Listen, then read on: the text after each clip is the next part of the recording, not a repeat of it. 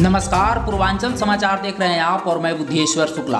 आज़ादी की पहली किरण की गवाह कस्या हवाई अड्डा 75वें साल में अंतर्राष्ट्रीय पहचान पाने जा रही है। आज प्रधानमंत्री नरेंद्र मोदी व राज्यपाल आनंदीबेन पटेल व मुख्यमंत्री योगी आदित्यनाथ की मौजूदगी में कुशीनगर अंतर्राष्ट्रीय हवाई अड्डे का उद्घाटन करेंगे। यह यूपी का तीसरा व सबसे लंबे रनवे वाला एयरपोर्ट होगा। इतिहास में दर्ज होने वाली इस तारीख का हर व्यक्ति गवाह बनना चाहता है।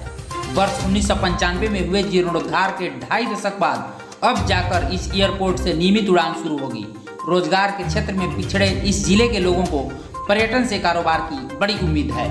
ब्रिटिश हुकूमत में देवरिया कुशीनगर का यह इलाका गन्ने की खेती के लिए जाना जाता था। तब यहाँ 13 चीनी मिलें स्थापित थी। वर्ष 1946 में अंग्रेज अफसरों के आवागमन के लिए कस्या के भलुही मदारी पट्टी गाँव में एरोड्रम का निर्माण किया गया।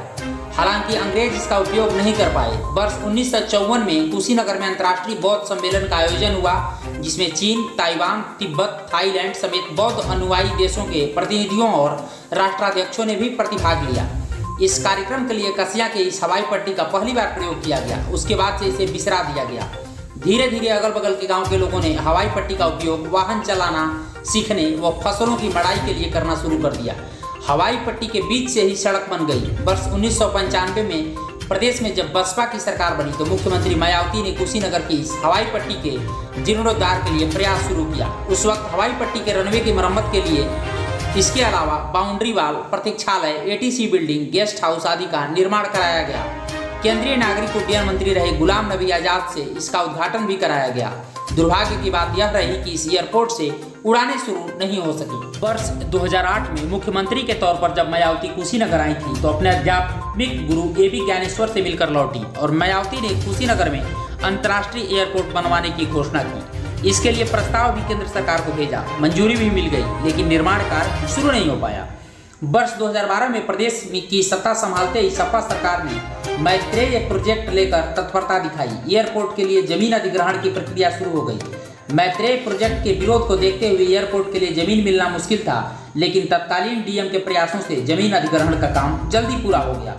हवाई अड्डे के लिए भलुही मदारी पट्टी, बेलवा दुर्गा राय, बेलवा रामजस, नीबीडी, शाहपुर, कुरमौटा, मिसरौली, नरकटिया, पतया, पतई, नंदा छपरा, नकहनी व खोराबार के किसानों की जमीन का अधिग्रहण किया गया। पहली बार किसानों को अपनी जमीन के लिए सरकारी मालियत की दर से 4 गुना अधिक मुआवजा मिला। लिहाजा कई किसान खुद ही जमीन देने के लिए आगे आए। प्रदेश तीसरे अंतर्राष्ट्रीय हवाई अड्डे को अपने उद्घाटन के लिए भी लंबा इंतजार करना पड़ा। एयरपोर्ट का 3200 मीटर लंबा रनवे सबसे पहले बनकर तैयार हुआ। इसके बाद पुराने टर्मिनल बिल्डिंग का जीर्णोद्धार कर उद्घाटन की तैयारी शुरू हुई। कोरोना संक्रमण के चलते कार्यक्रम टल गया। इस दरम्यान यहाँ नया एटीसी टावर और जर्मन फैब्रिक से नया टर्मिनल बिल्डिंग भी तैयार हुआ। एयरपोर्ट को सीधे कुशीनगर तक 4 लेन से जोड़ने के लिए 21 करोड़ की लागत से नई सड़क का निर्माण भी शुरू हुआ। पिछले साल ही इसका उद्घाटन श्रीलंका के राष्ट्रपति की मौजूदगी में कराने की योजना थी, लेकिन अंतर्राष्ट्रीय उड़ानों पर प्रतिबंध के लिए फिर मामला लटक गया। पर्यटन सूचना अधिकारी राजेश कुमार भारती ने बताया कि अभी कुशीनगर में हर साल 50,000 से अधिक विदेशी पर्यटक आते हैं। इसमें श्रीलंका, म्यांमार, थाईलैंड आदि बौद्धिस्ट देशों के लोग शामिल हैं।